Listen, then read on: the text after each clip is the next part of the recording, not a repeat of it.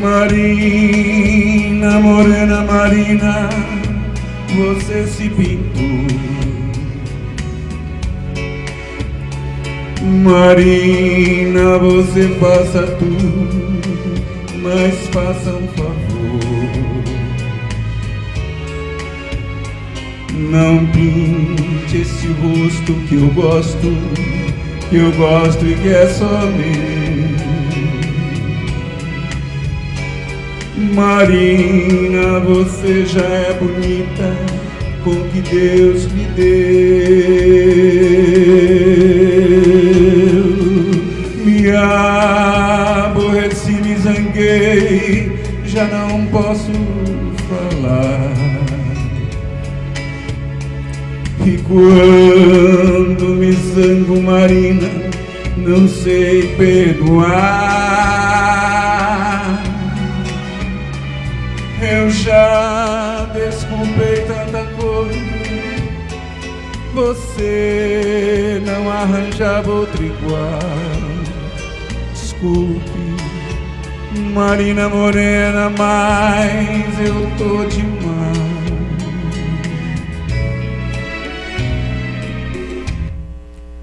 Estamos começando pela TV Câmara de Tupã, o programa TV Câmara Recebe. E hoje, começando em alto nível, com música, a música que faz bem para a alma, para o espírito. E hoje o nosso convidado também é um convidado especial. Primeira vez que nós recebemos aqui, ele que é contabilista, professor e muita gente que o conhece não sabia, é também um grande intérprete. Professor Luiz Cícero Mariano. Prazer em recebê-lo aqui, professor. O prazer é meu de estar aqui com vocês. A gente já tinha conversado antes, tinha tabulado antes uma visita aqui para vocês e contar um pouco dessa história da música na minha vida, já que você disse muito bem, eu estou um pouco longe de ser cantor, mas eu sempre fui muito abnegado à minha profissão de contabilista, de professor durante 36 anos, e a música nunca fugiu de mim, né? Esta música, por exemplo, ela é de 1946, Dorival Caymmi. Eu nasci em 1959, não tenho problema nenhum com a minha idade. Em 1959, portanto, eu estou prestes aí a 60 anos. E eu sou gratificado a Deus por ter, nesse período, ter acompanhado essa evolução em tudo. Mas a música foi, assim, algo extraordinário que eu vivi, porque eu vivi a época da MPB nascendo, eu vivi a revolução das grandes bandas nos anos 80, e agora essa revolução, porque a música é música boa em qualquer... tem a sua época, não dá para você comparar a MPB com a música de hoje. Alguém fala, a música é feia. Não, não tem música feia, a música é a tua época. Hoje se canta música eletrônica, essas músicas... Que representam a época. Exato, que se representam a época. Portanto, eu tenho satisfação de ter vivido essas épocas todas. Agora, eu sempre quis cantar, e a minha vida foi muito difícil, né? Não era uma coisa muito simples. Vamos conhecer um pouquinho da sua história, Sim. né? Porque muita gente que o acompanha, inclusive Sim. eu que o conheço já há muito tempo, quando vi, primeiro, as suas apresentações, uma habilidade, uma capacidade de interpretação musical. E depois, um pouco mais sério, participando de festivais, indo em lugares onde os grandes nomes da música se apresentaram. Falei, o professor precisa vir aqui contar essa história pra gente. Então hoje a sua vinda aqui é para falar um pouco da sua trajetória e para conhecer esse lado artístico, musical, que o senhor tem e que muita gente não conhece. Fala pra gente um pouco da sua história. O senhor é nascido em Tupã, conta um pouco dessa trajetória. É bem isso mesmo, né? Eu sou tupaense nato, sou apaixonado pela minha cidade. Eu lecionei muito fora daqui e eu sempre fiz a propaganda máxima da minha cidade como uma cidade belíssima, uma cidade para se morar, para se viver. Eu sou apaixonado pela minha cidade. Bom, com isso eu nasci, obviamente, em Tupã, uma família muito pobre, muito humilde. E nós estamos aí no ano de 1959, Dorival Caymmi, Ataúfo Alves, nós estamos falando de alguns artistas que ainda hoje a gente lembra. Ouvimos, né? ainda. Passamos a história falando desse pessoal. Mas em 1965 eu já tinha 6 anos, já, né? Em 65 nós tivemos o primeiro festival transmitido pela Record, foi transmitido pela TV. Agora imagine você, Rogério, que se naquela época ter um rádio de pilha, ou um rádio, já era considerado um meio que reizinho na turma, imagina uma TV. Quer dizer, quase poucos assistiram, pelo menos no nosso interior, eram poucas pessoas que tinham acesso a essa programação de TV. Mas o rádio é que transmitia, que passava essas imagens para a gente e tal. A mensagem, digo. Bom, em 1966, quem ganha o festival? Elis Regina ganha o Festival de Música da Record. Poxa, nós estamos falando de Elis Regina, que ela ainda está perpetuada na memória de quem conhece música, de quem estuda música. Elis Regina é uma espécie de deusa da música para nós, até hoje. Em 67, aparece nada mais, nada menos que Chico Buarque, de Holanda, que é uma sumidade que nós estamos falando da música popular brasileira. E Chico Buarque ganha com a música muito popular, todo o povo gostava, chamava Banda. Estava à toa na vida, o meu amor me chamou para ver a banda. Essa é mais ou menos isso. Só que Chico Buarque disputou com a disparada de Jair Rodrigues. E, na verdade, quem tinha que ganhar era a disparada, aquela confusão que até hoje a história não conta direito quem é o vencedor da música. Os festivais até hoje ainda tem dúvida de quem era melhor, qual era a melhor música. Tão bons que eram. Mas tão bons que eram. Né? Bom, aí nós estamos falando já de um período um pouco mais nebuloso da nossa história. Que aí a história, economicamente, politicamente, começa a tomar novos rumos, não só no Brasil, como no mundo. Nós estamos falando de 1965, 2 anos depois de 64, militares, aquela história toda, que para nós aqui não vem ao caso, porque... Mas interferiu na arte, na cultura, mas interferiu completamente, é por isso que eu estou citando. Quer dizer, Chico Buarque de Holanda tem uma tendência absolutamente magistral quando ele começa através da sua música, a combater regimes, uma história que a gente até hoje não sabe direito como que foi essa história, mas ele contava essa história através da música. Aí vem ele, aí nós começamos a crescer na música de um jeito 70. Antes de 70, quero falar de 1969. Que 1969, para quem é pesquisador de música e gosta de um pouco de música, ele vai lá em 69, ele sabe que aquele ano é o chamado ano que ainda não terminou. Nós estamos em 2018 e o 1969 ainda não terminou, porque é um ano que, culturalmente, o mundo, não estou falando de Brasil, estou falando que o mundo se transformou. Foi o ano das revoluções. Das revoluções culturais. A minha geração, para você ter uma ideia, foi apresentada para o sexo e para a droga. A gente tinha um tabu, né? Que 69, o Woodstock. O grande, na França, os grandes protestos. Este é o ano, né, que a gente pode chamar, que o ano que não terminou, aliás, até hoje é discutido ainda. Bom, obviamente eu quero falar que a minha geração foi apresentada para o sexo e para a droga, mas as gerações seguintes não souberam como usar, né? A gente foi apresentado, ficou todo mundo receoso, o que era aquilo, as gerações seguintes se perderam, não souberam o que fazer com aquilo, né, com aquela descoberta. Então, acabou que nós estamos chegando no que nós estamos vendo hoje na sociedade. Bom, mas na música foi assim um período extraordinário. Nós estamos falando de 1970 e eu já tenho 11 anos. Eu quero contar a história disso, mas colocando-me nessa história. Aí eu já tenho 11 anos, 1970, eu me lembro que eu assisti a Copa do Mundo na casa da vizinha. A vizinha já tinha uma televisão. E olha, já foi começando. E ali já tinha muita coisa acontecendo na cultura, no Brasil. Bom, no mundo nem se fala, mas no Brasil foi assim extraordinário de 70 a 80. E Chico Buarque foi que me marcou muito. É uma referência. Ela é muita referência, mas muita, não é só para mim, não. Acho que para toda uma geração ele marcou, porque ele era assim um excepcional letrista. Ele contava a nossa história através das letras dele, das músicas dele. Eu posso colocar... O senhor está à vontade hoje trechinho aqui. Então, Rogério, ele fazia coisas assim que a gente não tem ideia da grandiosidade que era Chico Buarque. Não é da mesma época, mas também dele. Mas olha o que ele conseguiu fazer numa época de ouro.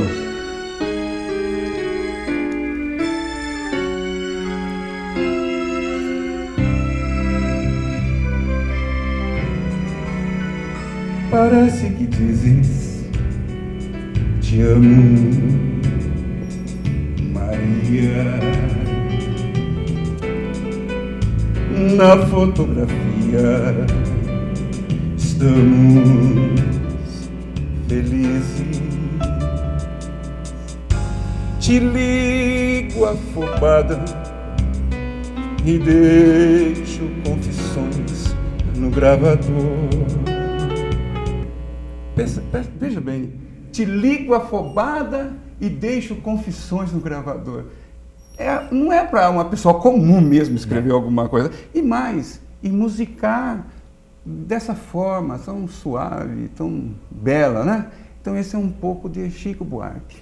Mas, Rogério, eu posso estar pulando, e a gente tem aqui até um tempo curto. Você já percebeu que se a gente começar a conversar sobre música, a gente fica o dia inteiro. Sobre música e a vida, é o dia todo, coisas né? fantásticas. Bom, e nós estamos aí falando de música e nós não podemos, em hipótese alguma, eu estou colocando o Chico Buarque como referência para mim, mas a gente precisa respeitar alguém que, em 1960, começou a engatinhar para a música e até hoje ele tem um especial na maior emissora de TV que nós temos no Brasil, que é Roberto Carlos.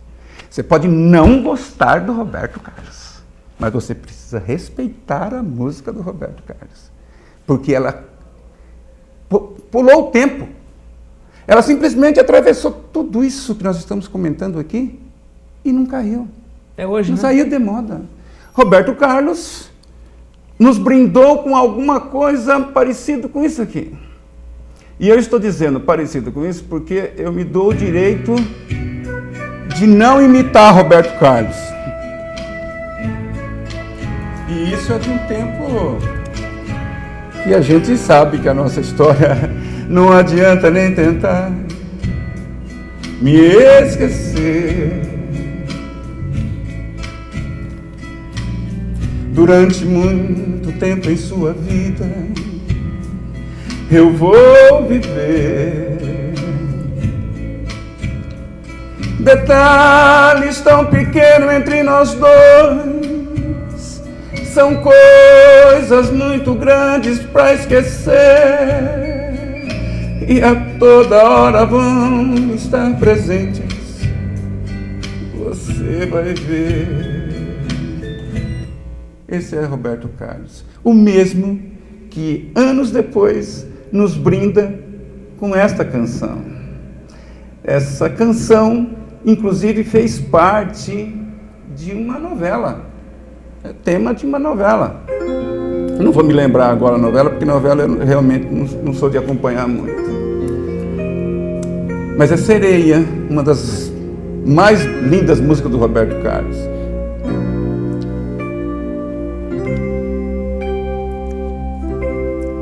Quero nadar nessas águas, nas ondas dos seus cabelos, sentir seu corpo molhado a deslizar nos meus dedos. Eu quero olhar nos seus olhos sem duvidar do que faço. Pronto.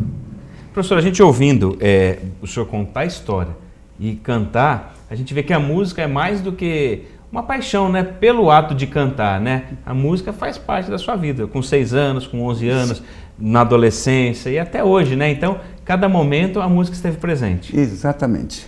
Ela nunca me deixou. Aí, já estou pulando de 5 em 5 anos, né? Eu estou em 1975, um pouco de lá e um pouco de cá. Mas em 1975, eu já estava ali com 15 anos, 16 anos, a minha irmã, que já é falecida, que Deus a tem, me deu um violão de presente. Olha, eu não gosto de música com 15 anos, gostava de música já lá, sei lá, acho que eu nasci gostando de música. Mas com 15 anos eu ganhei um violão. Ganhei um violão e eu falei, meu Deus, aquilo para mim Se eu montasse aquele violão, eu ia voar, porque eu estava assim, viajando, porque era um presente que eu mais queria, um violão. Agora, como que eu vou aprender violão? Como é que vai pagar? Porque a família é pobre, já foi um sacrifício para comprar aquele violão. O senhor não tinha condições? Não tinha condições de estudar. Eis que surge um amigo, Francisco Vicente Diori, eu até citarei o nome dele, citarei poucas pessoas nessa entrevista, porque são tantas pessoas que eu teria que citar, que senão eu vou fazer não quero fazer isso. Mas Francisco Vicente Diori foi um amigo, a gente estudava junto, e ele falou assim, não, eu estou fazendo aula de música, eu vou lá na aula, e depois eu vou na tua casa e ensino o que o professor me ensinou. Eu falei, você vai fazer isso? Faço. Então nós fomos. E ele começou a me ensinar os primeiros acordes. Aí meu avô sabia um dedilhar, que já também falei assim, meu pai sabia um dedilhar, me ensinou. O vizinho da casa de baixo sabia um dedilhar, me ensinou. E a gente foi pegando um dedilhar, e foi pegando. E aí a gente começou a ir para a praça, que era um ponto de encontro dos amigos. Praça da Bandeira? Não, a pracinha que tem ali ali em Chavantes, ali ai meu Deus, agora me esqueci. Era o quarto grupo escolar antigamente. Ao lado do colégio ali. Ao lado do colégio. A gente ia para a pracinha lá, a gente tocava um violão, aquele bate-papo e tal, mas aí 15, 16 anos começa a aparecer então aquele já era uma namoradinha, porque era uma namoradinha, porque já começa a olhar para uma pessoa e começa a olhar para outra e tal, não sei o quê. E não é que a música me deu uma ajudazinha? A música te ajudou? Me ajudou nisso, que a minha primeira namorada, e eu estou com todo respeito falando, foi por conta desta música. Ela adorou me vendo cantar no violão essa música, e eu falei, não é que deu certo? Veja lá, não vou falar o nome porque é uma música muito conhecida e na época era também muito tocada. Nós estamos em 1976, 75. Eu estou falando de Nelson Gonçalves e eu estou falando de A Volta do Boêmio, que é algo extraordinário, né? Boemia, aqui me tens de regresso, que suplicando te peço a minha nova inscrição.